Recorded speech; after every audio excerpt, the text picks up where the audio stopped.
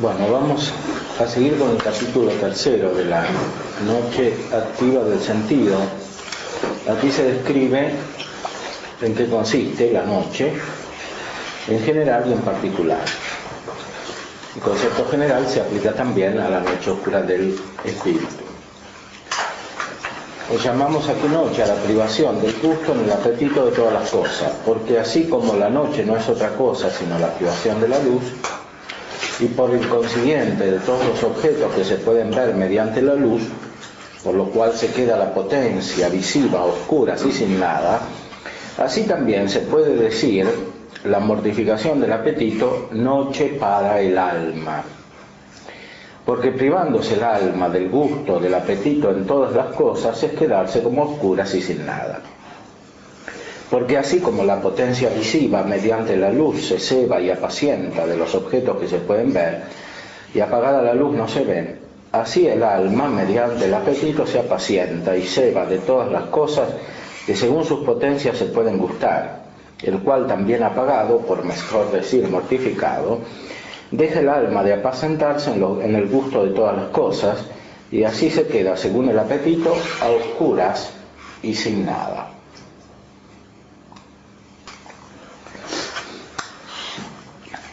Eso quiere decir que en la noche del sentido y en la noche en general hay una repercusión en todas las potencias afectivas, cuya principal causa está en la voluntad, porque la gracia va directamente a la parte espiritual del hombre, donde está la inteligencia y la voluntad. Las potencias afectivas están conectadas con la voluntad, aunque tienen también su autonomía. En la noche del sentido,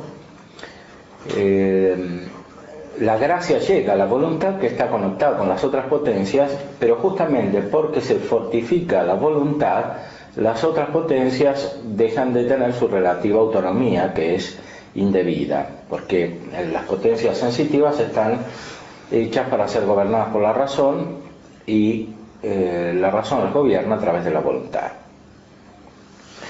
Pongamos ejemplo en todas las potencias. Aquí describe el vacío que se produce en todas las potencias sensitivas.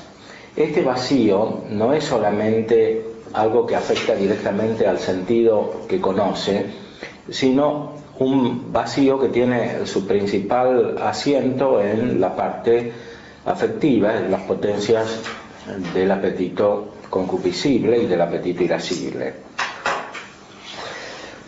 Pongamos ejemplo en todas las potencias, privando el alma del apetito, su apetito en el gusto de todo lo que el sentido del oído puede deleitar, según esta potencia se queda el alma a oscuras y sin nada. Y privándole del gusto de todo lo que al sentido de la vista puede agradar, también según esta potencia se queda el alma a oscuras y sin nada. Y privándose del gusto de toda la suavidad de olores que por el sentido del olfato el alma puede gustar, ni más ni menos, según esta potencia se queda a oscuras y sin nada. Y negando también el gusto de todos los manjares que pueden satisfacer al paladar, se queda el alma a oscuras y sin nada. Y finalmente mortificándose el alma en todos los deleites y contentamientos que del sentido del tacto puede recibir, de la misma manera se queda el alma, según esta potencia, a oscuras y sin nada. Esta oscuridad y vacío es según las potencias, como dice explícitamente el texto, porque el vacío no consiste principalmente en el hecho de la privación del sensible, que conoce el sentido, en el caso del oído los sonidos, o de la vista los colores, etc. No se trata de eso porque los actos siguen existiendo en la noche activa del sentido, sino que se trata de la repercusión afectiva, o sea, del apetito de conocer, del apetito de ver, de gustar, de oír, de tocar, etc. Este es el que principalmente se queda vacío. Indirectamente puede vaciarse también el sentido porque pueden producirse menos actos, especialmente en la purificación activa, en la cual el sujeto se mortifica. De manera que el alma que hubiera negado y despedido de sí el gusto de todas las cosas, mortificando su apetito en ellas, podremos decir que está como de noche a oscuras, lo cual no es otra cosa sino un vacío en ella de todas las cosas. La característica de esta noche del sentido es que se produce de una manera general, no es solo según un sentido, sino en general toda la afectividad, todo el apetito concupiscible principalmente está afectada por la ausencia de lo que quería antes, que está básicamente desordenado porque todavía no ha sido rectificada la parte sensitiva por actos intensos racionales que dependen de la voluntad. La luz del intelecto desciende a los apetitos afectivos sensibles por la voluntad. La causa de esto es porque, como dicen los filósofos, el alma luego, es decir, enseguida, inmediatamente, que Dios la infunda en el cuerpo, está como una tabla rasa y lisa en que no está pintado nada. Y si no es lo que por los sentidos va conociendo, de otra parte, naturalmente, no se le comunica nada. Y así en tanto está en el cuerpo, está como el que está en una cárcel oscura, que no sabe nada de lo que alcanza a ver por las ventanas de la dicha cárcel, y si por allí no viese nada, no vería por otra parte. Y así el alma, si no es por los sentidos, por los sentidos se le comunica, que son las ventanas de su cárcel, naturalmente por otra vía nada alcanzaría. Aquí entra el intelecto, la comparación misma que pone San Juan de la Cruz, que está tomada de Aristóteles, del de ánima, de Aristóteles, nos indica que hay un efecto en el intelecto, porque los sentidos sirven al intelecto para realizar su acto cognoscitivo. Especialmente las cosas materiales se conocen por abstracción. San Juan de la Cruz dirá después que hay otro modo superior de conocer, que corresponde naturalmente al intelecto agente y sobrenaturalmente a la luz divina, que es la que comienza a venir por la gracia. Aquí está el núcleo de la noche oscura del sentido, es decir, el pasaje de un modo de conocer que depende principalmente de la abstracción a partir de los sentidos, a otro modo de conocer que depende de la luz infundida por Dios, con la gracia. Este cambio repercute principalmente en la conciencia de la persona. Objetivamente, el conocimiento sensitivo sigue estando, pero en la conciencia de la persona que recibe esta luz, se cambia el centro de la importancia del conocimiento, mientras en la persona todavía no progresada está en el conocimiento sensitivo que sirve para la inteligencia de las cosas materiales. En la persona adelantada, en cambio, está en esta luz que se refiere, por supuesto, a cosas que son inmateriales, porque principalmente se refiere a Dios, a los ángeles y a la gracia, y a todos los misterios que están revelados junto con estos. ¿De dónde? Si lo que puede recibir por los sentidos ella lo desecha y niega, bien podemos decir que se queda como a oscuras y vacía, pues según parece, por lo dicho, naturalmente no le puede entrar luz por otras lumbreras que las dichas. Porque, aunque es verdad que no puede dejar de oír y ver y oler y gustar y sentir, no le hace más al caso ni le embaraza más al alma si lo niega y lo desecha que si no lo viese ni lo oyese, etc. Como también el que quiere cerrar los ojos quedará a oscuras como el ciego que no tiene potencia para ver. Y así al propósito habla David diciendo: pauper sum ego et in laboribus a juventute mea. Yo soy pobre y en trabajos desde mi juventud. Aquí el santo dice claramente que no queda eliminado el conocimiento sensitivo, sino que está negado. Ahora, la negación es un acto de la voluntad. La negación quiere decir aquí el acto de la voluntad por el cual se aparta de los conocimientos sensitivos como el objetivo principal, y también se aparta de los conocimientos racionales que se adquieren por estos conocimientos sensitivos como objetivo principal, como fin de las acciones de la persona. El fin está puesto ahora en otra parte.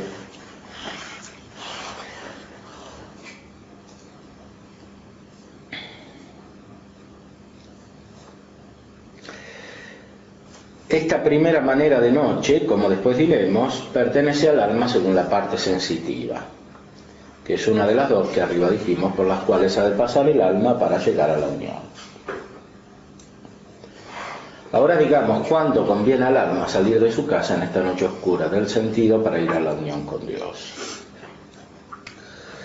Aquí San Juan de la Cruz compara los afectos diferentes con dos contrarios que no pueden estar en el mismo sujeto. El apetito principal de las cosas sensibles no puede estar junto con el apetito principal de las cosas espirituales, como dice San Pablo en sus cartas, que hay que buscar las cosas de arriba, donde está Dios, no las de la tierra. Eso significa que cuando el afecto está dirigido principalmente a las cosas temporales, se aleja de las espirituales de Dios y viceversa. Lo explica muy bien también Santo Tomás. Y aquí hace unas reflexiones muy profundas sobre la creaturalidad. Las criaturas son como nada ante Dios.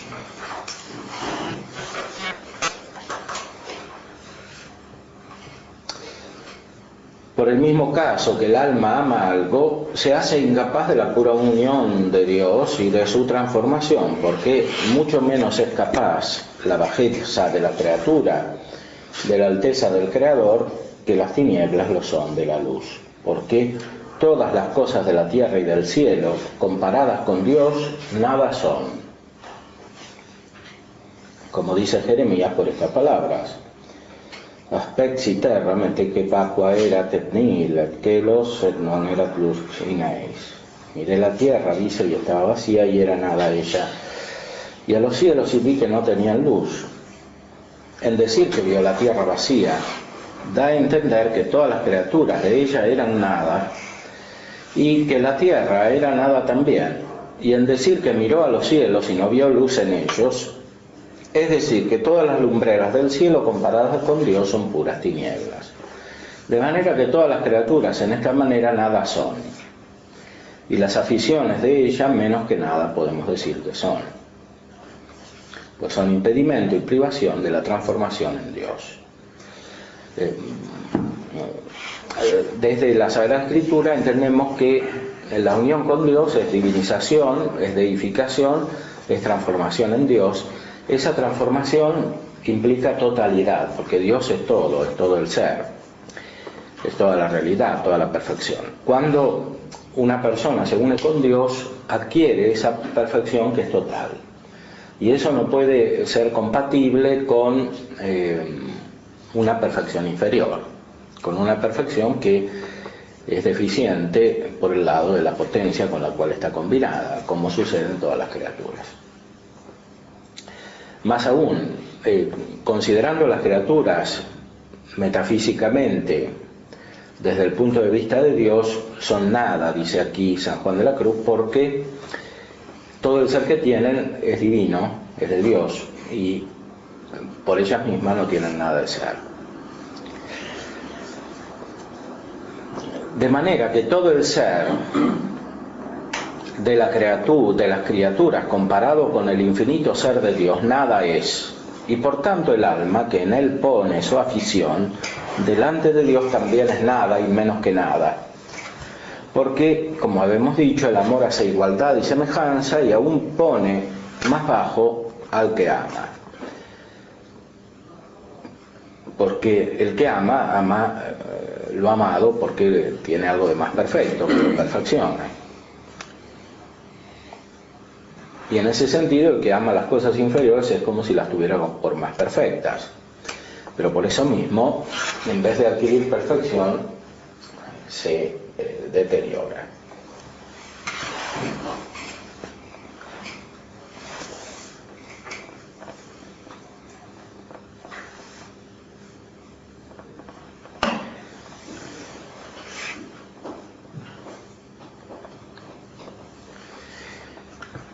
Porque como habemos dicho, el amor hace igualdad y semejanza y aún pone más bajo al que ama. Y por tanto, en ninguna manera podrá esta alma unirse con el infinito ser de Dios, porque lo que no es no puede convenir con lo que es. Y descendiendo en particular algunos ejemplos. Aquí explica todas las perfecciones que son reales perfecciones de las cosas, son las perfecciones más elevadas, metafísicas. Todas estas perfecciones tienen su única causa en Dios, y por eso si las consideramos en sí mismas es como si fueran nada, porque todo lo que tienen es de Dios. Si las consideramos en sí mismas junto con Dios, entonces vemos su verdadera perfección. De manera que todo el ser de las criaturas comparado con el infinito ser de Dios nada es. Y por tanto el alma que en él pone su afición delante de Dios también es nada y menos que nada. Porque como habemos dicho, el amor hace igualdad y semejanza y aún pone más bajo al que ama. Y por tanto en ninguna manera podrá esta alma unirse con el infinito ser de Dios, porque lo que no es no puede convenir con lo que es. Y descendiendo en particular algunos ejemplos, explica después qué significa esta nada comparada la criatura con Dios. Toda la hermosura de la criatura comparada con la infinita hermosura de Dios es suma fealdad. Según Salomón en los Proverbios dice, Falax gratia et vanet pulcritudo. Engañosa es la belleza y vana la hermosura. Y así el alma que está aficionada a la hermosura de cualquier criatura delante de Dios sumamente fea es. Y por tanto no podrá esta alma fea transformarse en la hermosura que es Dios, en la hermosura que es de Dios, porque la fealdad no alcanza la hermosura. O sea, el problema, como dirá en todos los otros tipos de perfección metafísica y sobrenatural incluso, es que todas estas perfecciones separadas de Dios tienen un aspecto de nada,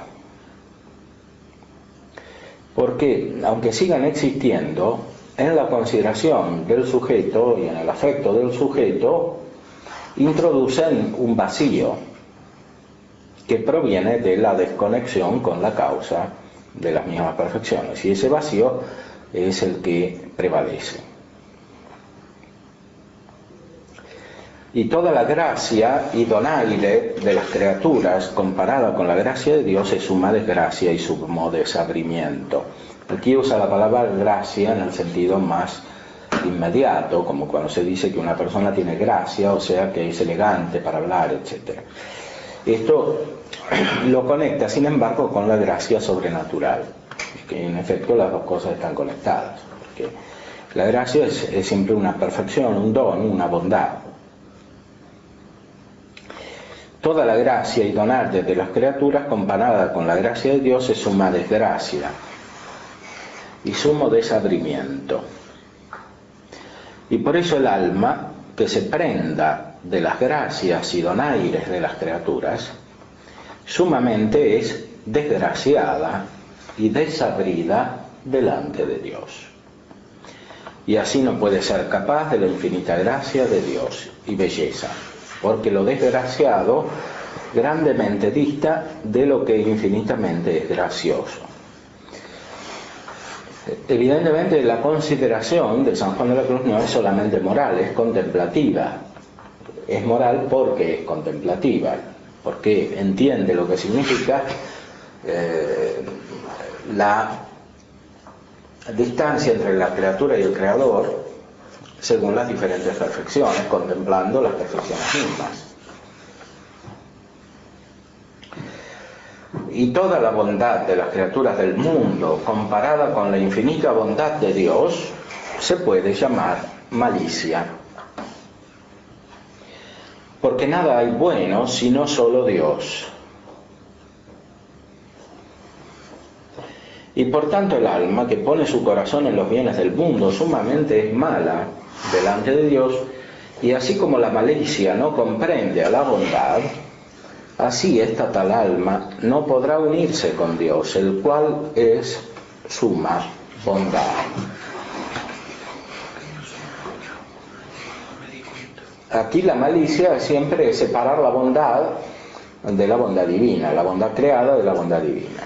O como dice Dionisio, es poner en una de sus cartas, es poner lo divino contra Dios.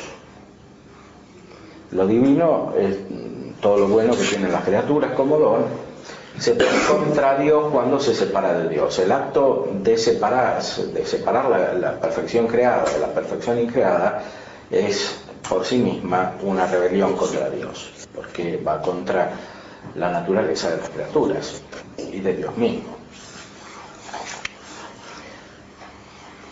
Y toda la sabiduría del mundo y habilidad humana, comparada con la sabiduría infinita de Dios, es pura y suma ignorancia. Según escribe San Pablo ad Corintios, diciendo: sapientia huius mundis stultitia est apud Deo. La sabiduría de este mundo delante de Dios es locura. Por tanto, toda alma que hiciese caso de todo su saber y habilidad para venir a unirse con la sabiduría de Dios, sumamente es ignorante delante de Dios y quedará muy lejos de ella, porque la ignorancia no sabe qué cosa es sabiduría, como dice San Pablo, que esta sabiduría le parece a Dios necedad, porque delante de Dios aquellos que se dicen por de algún saber son muy ignorantes, porque de ellos dice el apóstol escribiendo a los romanos diciendo: dicentes enim se esse sapientes stultis falti sunt, esto es, teniéndose ellos por sabios se hicieron necios. Y solos aquellos van teniendo sabiduría de Dios que como niños ignorantes, deponiendo su saber, andan con amor en su servicio. Este es el gran problema de la cultura moderna y de la cultura contemporánea, es decir, el racionalismo que separa la sabiduría de Dios de la sabiduría humana. La sabiduría humana separada de la sabiduría divina, como sucede con las otras perfecciones, es ignorancia, es estupidez, es torpeza mental, porque todo lo que hay de racional en la mente humana viene de la razón divina. Como dice la Constitución argentina, fuente de toda razón y justicia, pero parece que no llegó por algo. El matrimonio de ahí no es muy racional, ¿no? Lamentablemente estamos muy lejos de eso. Y eso pasa en el conjunto de la cultura, no solamente en la mente de los legisladores, pasa en la filosofía, pasa en la política, en el derecho, etcétera, y en la mentalidad general, en la cultura en sentido amplio, general, de la gente, se va deformando mentalmente de manera tal que se pierdan los primeros principios, ¿no? Eso se ve muy especialmente en la filosofía idealista hegeliana, en la cual el principio de no contradicción, que es el primero de todos, está cancelado y reemplazado por el principio de contradicción. O sea, el ser es lo mismo que la nada, que es exactamente lo inverso de esta contemplación que está aquí describiendo San Juan de la Cruz. La cual manera de sabiduría enseñó también San Pablo ad Corintios. Si quis videtur inter vos sapiens esse in hoc seculo stultus fiat ut sit sapiens sapientia enim huius mundi stultitia est apud Deum. Esto es, si a alguno le parece que es sabio entre vosotros, hágase ignorante para ser sabio. Porque la sabiduría de este mundo es acerca de Dios locura. De manera que para venir el alma a unirse con la sabiduría de Dios, antes ha de ir no sabiendo que por saber.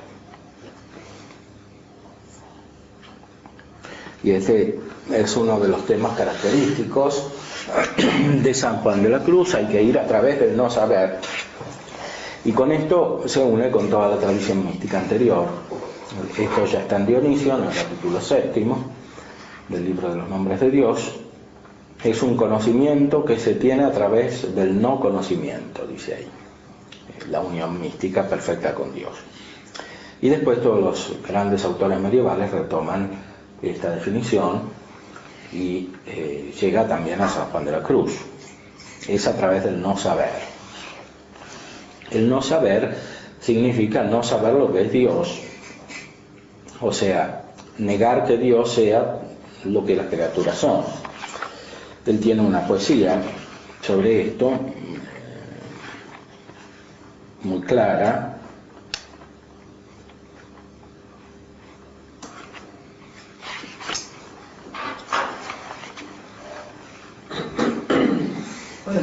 Nicolás de Cusa tiene un libro, La docta ignorancia, tiene que ver con... Y sí, claro, que siguen todos la misma tradición.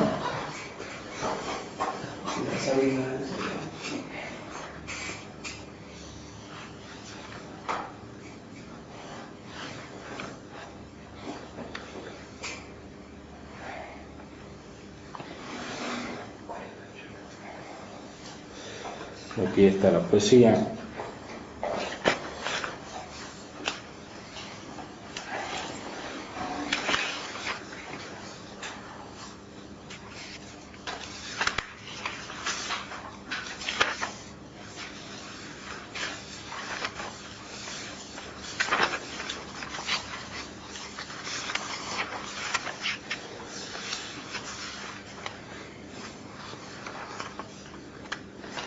Por ejemplo, este saber no sabiendo es de tan alto poder que los sabios arguyendo jamás le pueden vencer, que no llega su saber a no entender entendiendo, toda ciencia trascendiendo. Toda esta poesía está construida de esta manera. Toda ciencia trascendiendo. Y termina así: si lo queréis oír, consiste esta suma ciencia en un subido sentir de la divinal esencia, es obra de su clemencia, hacer quedar no entendiendo, toda ciencia trascendiendo. Este tema, entonces, es muy fundamental en San Juan de la Cruz. La diferencia que hay entre todas las perfecciones y las perfecciones divinas se da también en el conocimiento. El conocimiento separado del conocimiento divino es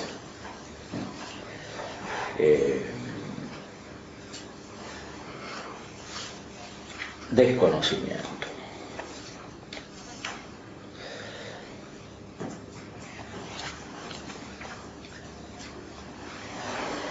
Y esto lo percibe el mismo sujeto que conoce a Dios. Conoce y no conoce. Conoce y sabe que eso no es conocer la esencia de Dios.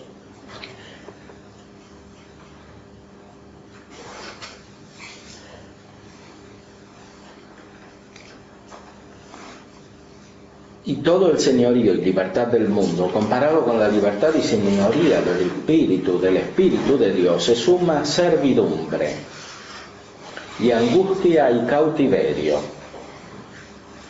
Por tanto, el alma que se enamora de mayorías o de otros tales oficios y de las libertades de su apetito delante de Dios es tenido y tratado no como hijo libre, sino como bajo esclavo y cautivo, por no haber querido él tomar su santa doctrina, en que nos enseña que el que quisiere ser mayor sea menor.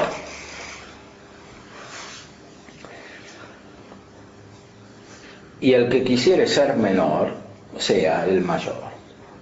Y por tanto no podrá el alma llegar a la real libertad del espíritu que se alcanza para mí en la divina unión, porque la servidumbre en ninguna parte puede tener con la libertad, por lo cual no puede morar en el corazón sujeto a quereres, porque esto es corazón de esclavo, sino en el libre, porque es corazón de hijo. Y esta es la causa porque Sara dijo a su marido Abraham que echase fuera a la esclava y a su hijo, diciendo que no había de ser el heredero el hijo de la esclava con el hijo de la libre. Aquí el santo toca un aspecto muy importante en la práctica. Para entrar en el conocimiento verdadero de Dios, en la perfección espiritual, es necesario desprenderse de la soberbia que está implícita en el querer mandar. Por eso habla del señorío, en el querer tener autoridad, ¿no? Especialmente la autoridad temporal, porque este deseo implica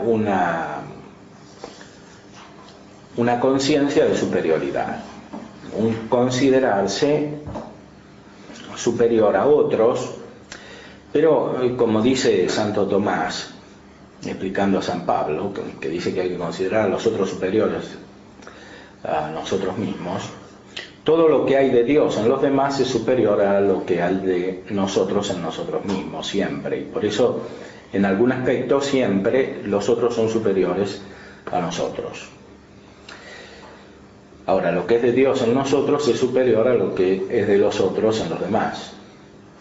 El problema es que cuando se cancela el aspecto divino de la consideración de los dones de Dios, automáticamente se engendra el proceso de querer establecer una superioridad frente a los demás, y los demás ya tienen la misma disposición, y por eso se engendran los conflictos. El Evangelio rompe este proceso de conflicto. Lo rompe radicalmente haciendo considerar a los demás superiores, pero en aquello que tienen de Dios, así como uno es superior en aquello que tiene de Dios. Ahora, lo que tiene de Dios, cada uno evidentemente concuerda porque viene del mismo Dios, y eso es la caridad. Por eso la vida de la gracia unifica y la ausencia de la vida de la gracia dispersa, porque implica la soberbia, que se realiza de muchas maneras en el mundo contemporáneo. Que Santa Catalina de Siena dice Sí. algo así como que Dios nos hizo acreedores y deudores. Claro. Así como que Él al repartir los dones nos hace, ensambla todo claro. en armonía, ¿no? Sí, pero cuando no se ven los dones, la armonía no está ahí y no se puede ver tampoco. Claro. Entonces se engendra por una parte el conflicto y por otra parte el nihilismo, que es muy propio de la filosofía moderna y contemporánea, que deja de lado justamente el aspecto sobrenatural, la gracia. Y cuanto más realista es, por decir así, tanto más cae en el nihilismo, porque encuentra el conflicto como núcleo de la vida de los hombres.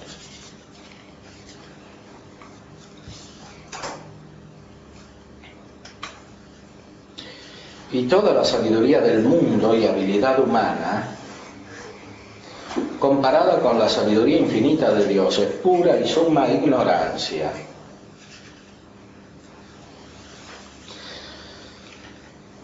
el señorío y libertad del mundo, comparado con la libertad y señorío del Espíritu de Dios, es suma servidumbre, y angustia y cautiverio. Y todos los deleites y sabores de la voluntad en todas las cosas del mundo, comparados con los deleites que es Dios, son suma pena, tormento y amargura. Y así el que pone su corazón en ellos es tenido delante de Dios por digno de suma pena, tormento y amargura. Y así no podrá venir a los deleites del abrazo de la unión de Dios, siendo él digno de pena y amargura. Los deleites del mundo, que son los sabores de la voluntad, es decir, buscar como fin un gozo en las cosas temporales, produce finalmente una amargura o una pena, un tormento, porque la inteligencia humana capta siempre su finitud. Cuando se ponen estos deleites como fin último, se es digno de la privación de Dios, que es la pena y la amargura, sumas. Todas las riquezas y gloria de todo lo creado, comparado con la riqueza que es Dios, es suma pobreza y miseria.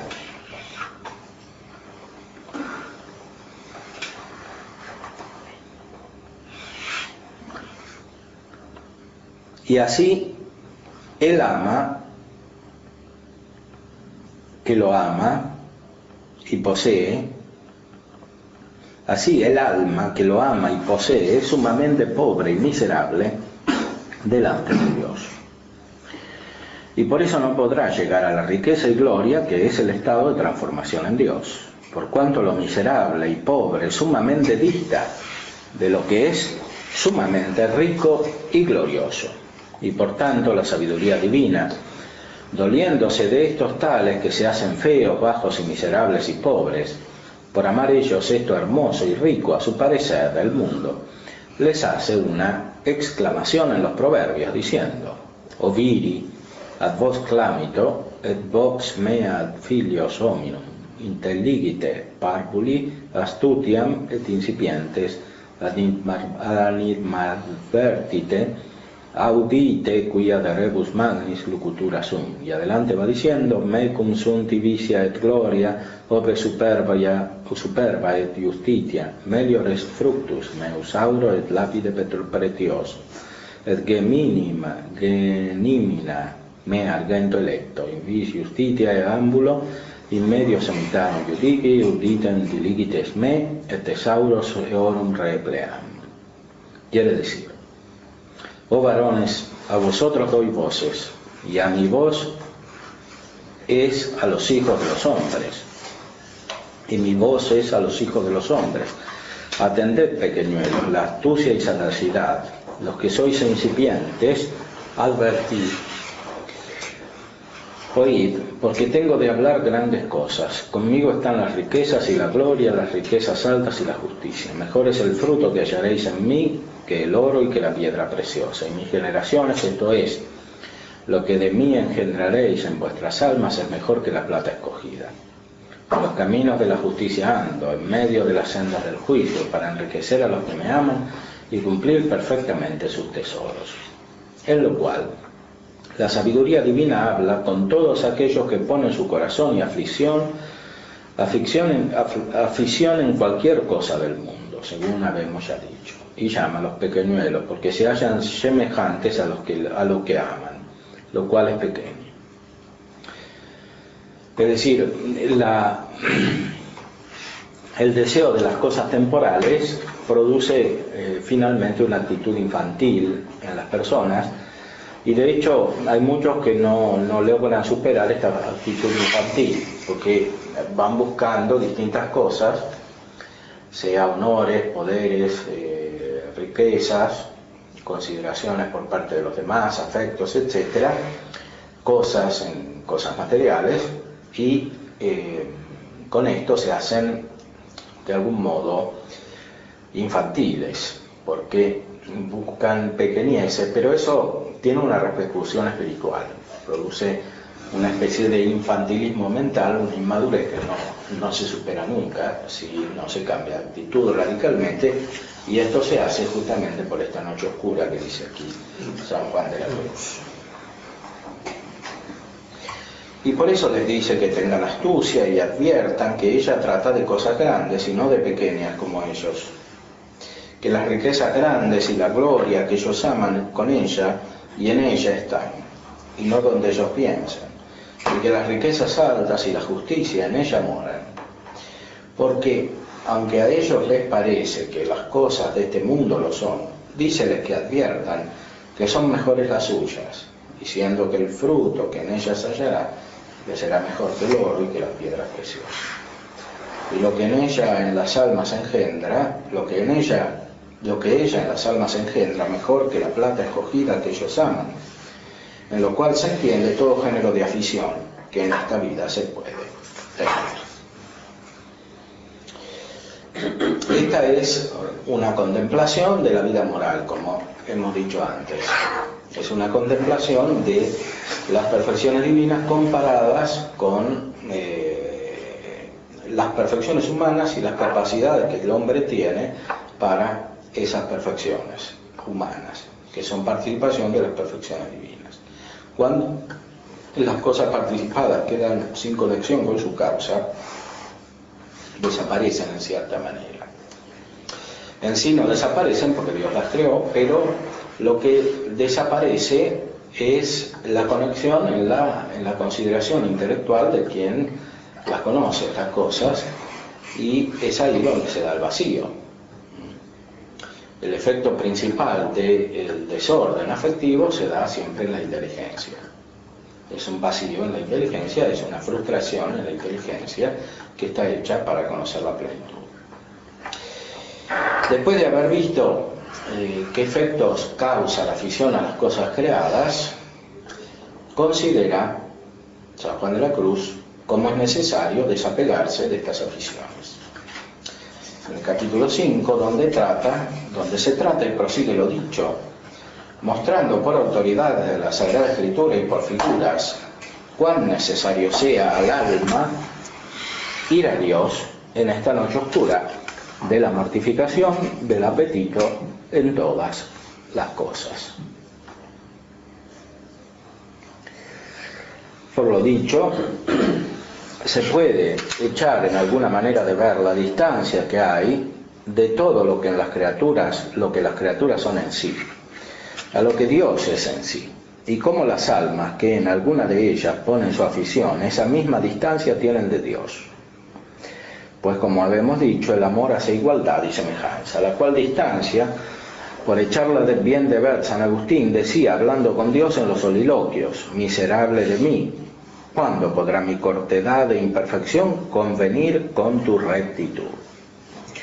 Tú verdaderamente eres bueno y yo malo, tú piadoso y yo impío, tú santo, yo miserable, tú justo, yo injusto, tú luz, yo ciego, tu vida, yo muerte, tu medicina, yo enfermo, tu suma verdad y yo toda vanidad. Todo esto dice este santo. La contemplación hace entrar, antes que nada, en la consideración de la creaturalidad. Y lo que se ve aquí es, sobre todo, esta consideración. No es un conocimiento todavía muy sobrenatural, pero está logrado por vía sobrenatural. Está logrado con la ayuda del don de ciencia del Espíritu Santo, como dicen los grandes autores místicos. El primer don del Espíritu Santo que se manifiesta en la contemplación es este, que hace conocer la diferencia entre las cosas creadas y Dios. De una manera experimental, no se trata solo de entenderlo racionalmente.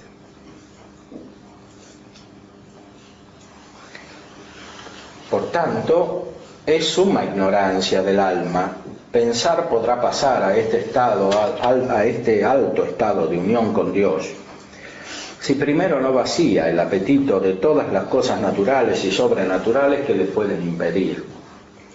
Según que adelante declararemos, pues es suma la distancia que hay de ellas a lo que este estado se da, a lo que en este estado se da, que es puramente transformación en Dios. Que por eso nuestro Señor, enseñándonos este camino, dijo por San Lucas: qui non renuntiat omnibus quae possidet, non potest meus esse discípulo. Quiere decir, el que no renuncia todas las cosas que con la voluntad posee no puede ser mi discípulo. Y esto está claro porque la doctrina que el Hijo de Dios vino a enseñar fue el menosprecio de todas las cosas para poder recibir el precio del Espíritu de Dios en sí. Porque en tanto que de ellas no se deshiciere el alma, no tiene capacidad para recibir el Espíritu de Dios en pura transformación. La doctrina de San Juan de la Cruz, entonces, sobre la noche oscura, no quiere ser otra cosa que una explicación del Evangelio, no es una vía particular que pueden seguir algunos y otros no. Se trata simplemente de una explicación psicológica, en el sentido pleno del término, del Evangelio. Es decir, las repercusiones de la gracia en la interioridad de alguien que sigue el Evangelio.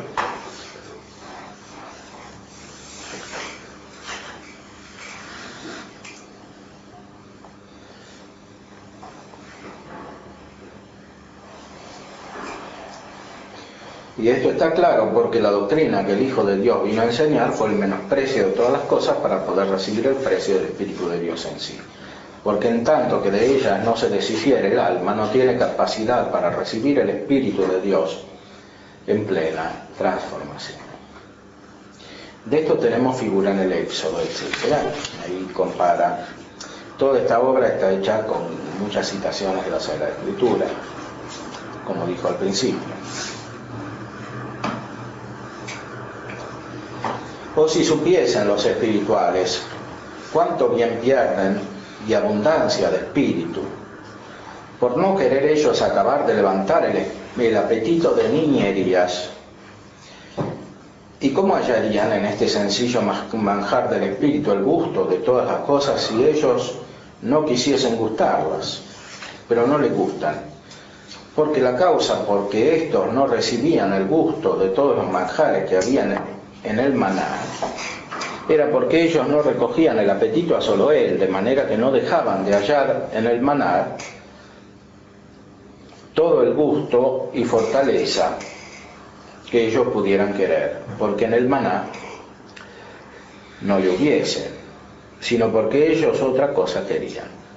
Y así el que quiere amar otra cosa juntamente con Dios, sin duda, es tener en poco a Dios, porque pone en una balanza con Dios lo que sumamente, como habíamos dicho, dista de Dios.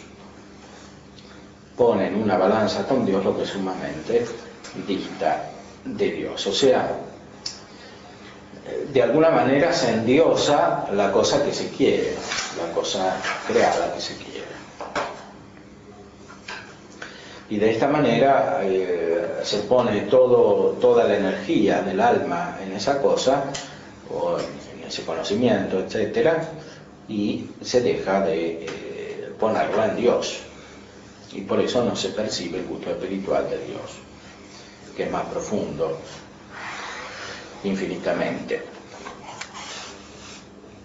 Ya se sabe bien por experiencia que cuando una voluntad se aficiona a una cosa, la tienen más que otra cualquiera, aunque sea muy mejor que ella, si no gusta tanto de la otra. Y si de una y otra quiere gustar, a la más principal por fuerza ha de hacer agravio, pues hace entre ellas igualdad. Y por cuanto no hay cosa que iguale con Dios, mucho agravio hace a Dios el alma que con él ama otra cosa o se hace a ella. Y pues esto es así, ¿qué sería si la amase más que a Dios? Bueno, este agravio es lo que se llama pecado. Ahora, cuando la persona está en gracia de Dios, no hay un agravio en el sentido fundamental, no hay un pecado mortal, pero hay pecados veniales, o por lo menos las raíces de los pecados veniales, que están en vicios escondidos, porque tenemos muchos vicios que no se manifiestan plenamente a la conciencia. Y a veces se manifiestan, pero no los reconocemos totalmente. Y la noche oscura justamente consiste en este proceso para liberarse de los vicios que no son siempre voluntarios.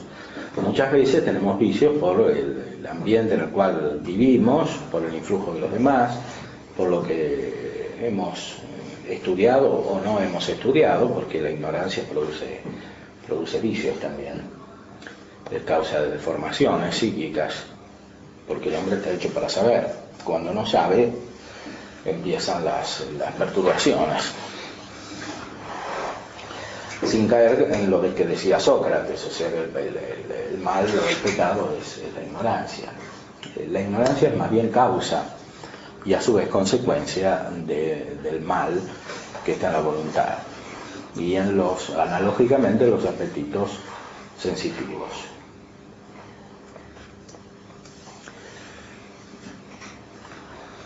Esto también es lo que se denotaba cuando mandaba Dios a Moisés que subiese al monte a hablar con él. Le mandó que no solamente subiese él solo, dejando abajo a los hijos de Israel, pero que ni aun las bestias pasiesen en contra del monte,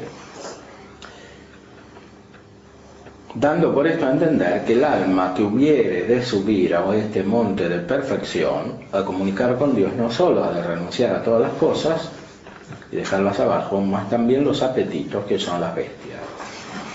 No las ha de dejar apacentar de contra de este monte, esto es, en todas estas otras cosas que no son Dios puramente, el cual todo apetito cesa, esto es, en el estado perfecto. Voy a abrir. ¿Que viene alguien?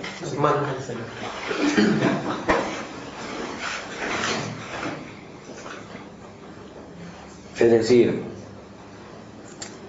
para la unión perfecta con Dios tiene que haber una voluntad plena que se dirija hacia Dios, como lo explica muy bien San Ignacio al principio de los ejercicios espirituales. Respecto de todas las cosas creadas tiene que haber indiferencias, dice él. En la práctica esto coincide con lo que dice aquí San Juan de la Cruz. Digo en la práctica porque San Ignacio se refiere más bien a las opciones prácticas. En cambio, San Juan de la Cruz habla de una manera contemplativa.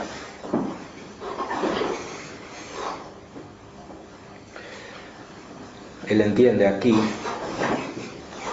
las consecuencias de estas deformaciones.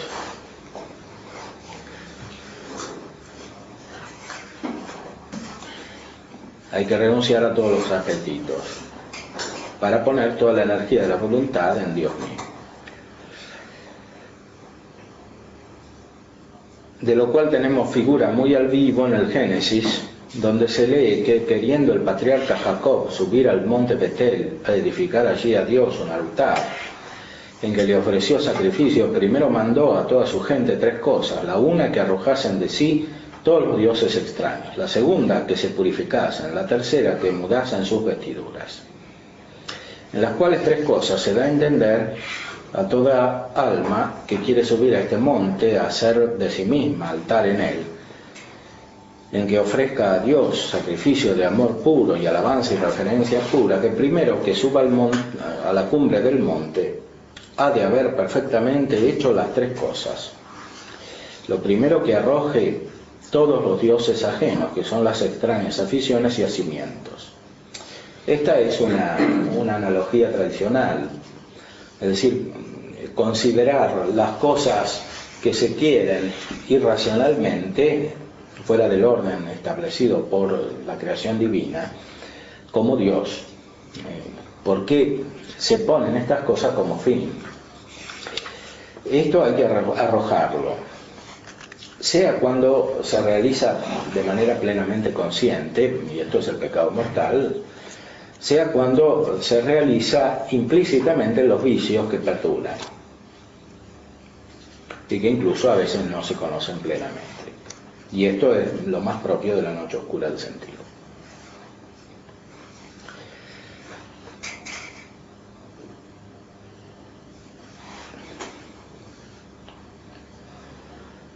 Y lo segundo, que se purifique del dejo que han dejado en el alma los dichos apetitos con la noche oscura del sentido, que decimos, negándolos y arrepintiéndose ordinariamente.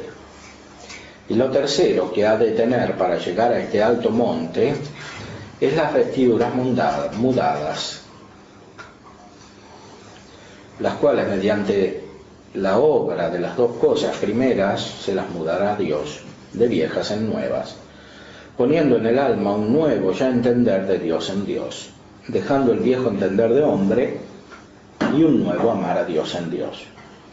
Desnuda ya la voluntad de todos sus viejos quereres y gustos de hombre, y metiendo el alma en una nueva noticia y abisal deleite, echaba ya otras noticias y viejas imágenes aparte, y haciendo cesar todo lo que son de hombre viejo, que es la habilidad del ser natural, y vistiéndose de nueva habilidad sobrenatural según todas sus potencias.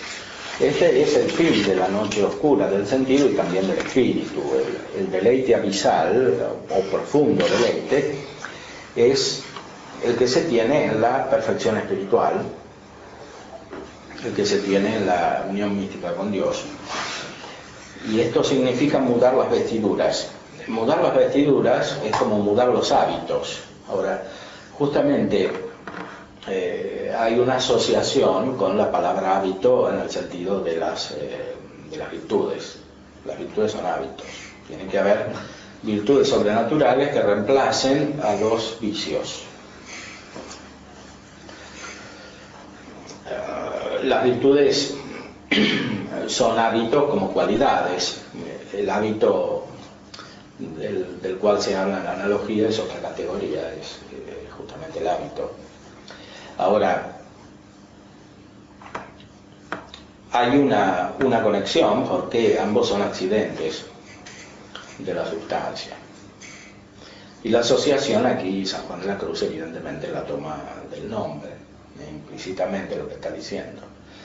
Entonces, tiene que sacarse todos los hábitos anteriores, que son los vicios escondidos, para que reinen perfectamente todas las virtudes sobrenaturales y sobre todo los dones del Espíritu Santo.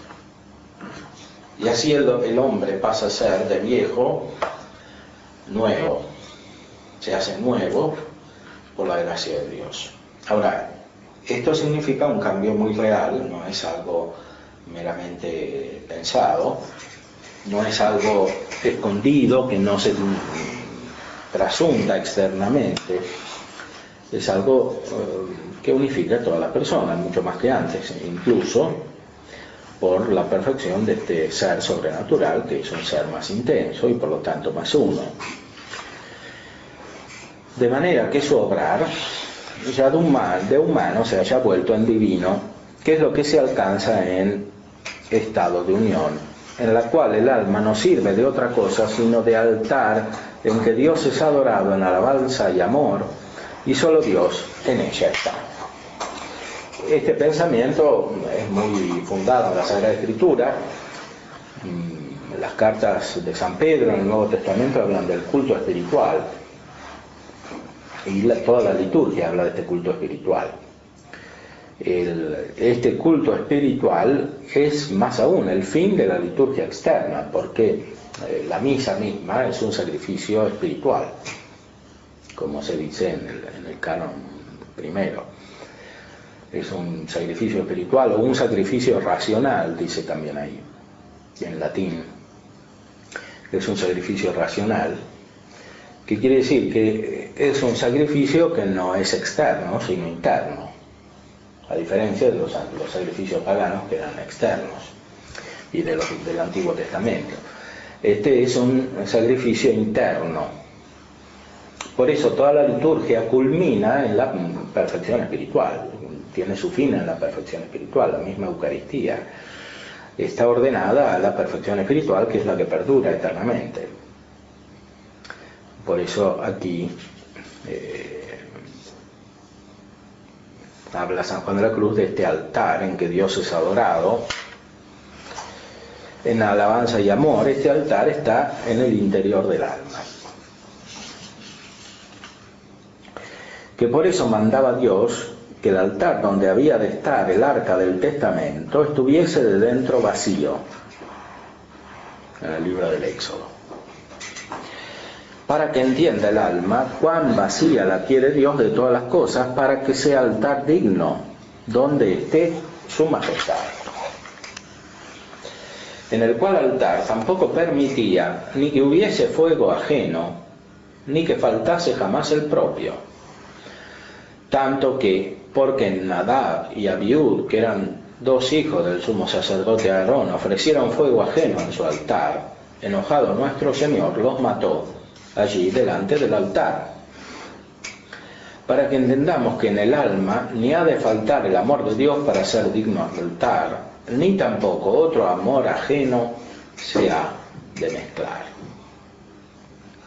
En el alma tiene que estar el amor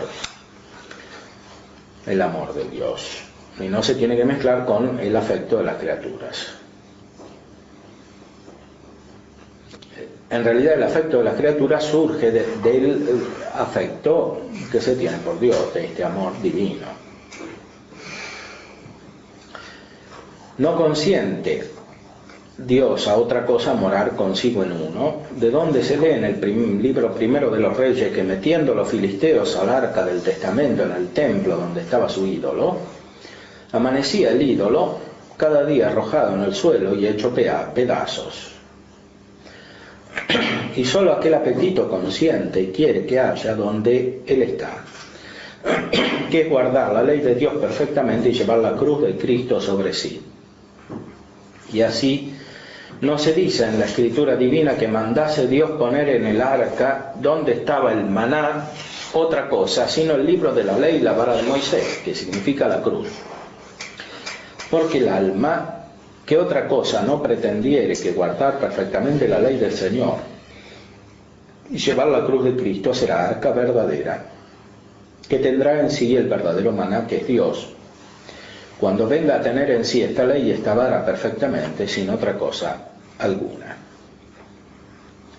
Este sacrificio espiritual es lo mismo que la cruz de Cristo, porque la cruz de nuestro Señor era principalmente un sacrificio espiritual, no cumplía su efecto por el acto externo principalmente, sino por el acto interno. Por eso, como decíamos otras veces, la misa es memorial de la pasión,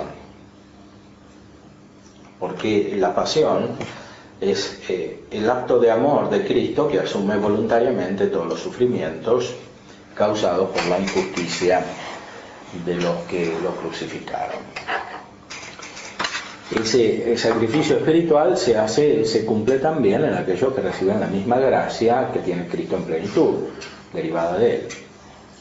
Esa gracia, cuando se recibe, produce una confrontación con el estado del mundo y con el estado del mismo sujeto, que en parte pertenece al mundo desordenado, porque tiene la mira de sus actividades conscientes en cosas distintas de Dios y de sus actividades inconscientes muchas veces también.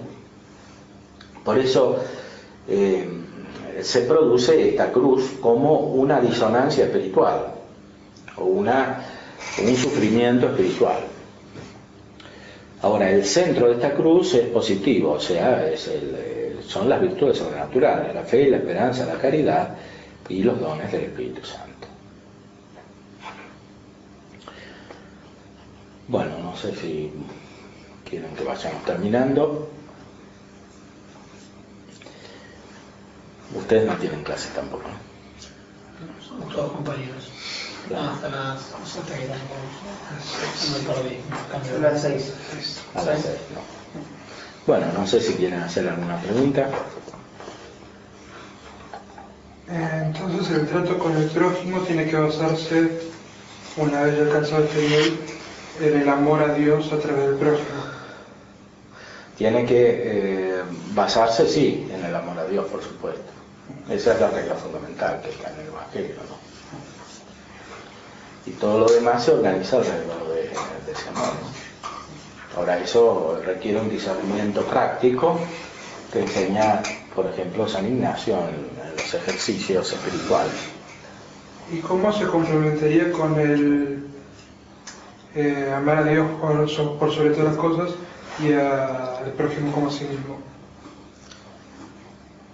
Bueno, es que el amor, justamente el amor al prójimo es ordenado cuando está el amor de Dios, ¿no?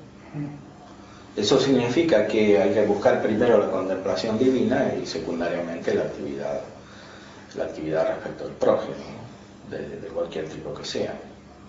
Eso es lo único que... Ahora, la contemplación es la que dice aquí San Juan, no es la sola contemplación metafísica que cuando está desligado de la gracia puede hacer caer en la soberbia, sino es la contemplación sobrenatural que dice aquí, que incluye también la contemplación filosófica, ¿no?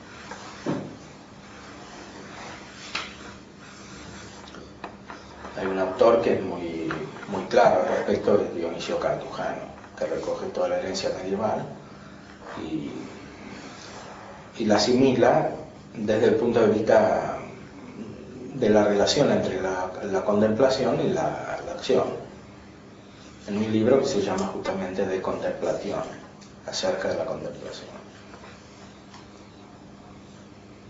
Yo lo analicé en la tesis sobre espiritualidad que hice, de teología espiritual, que se llama justamente Contemplación filosófica y Contemplación mística. Y en gran parte contiene un análisis de esta obra de Dionisio Cartujano acerca de la contemplación. Es un autor importante para ver el nexo entre la vida contemplativa y la vida espiritual.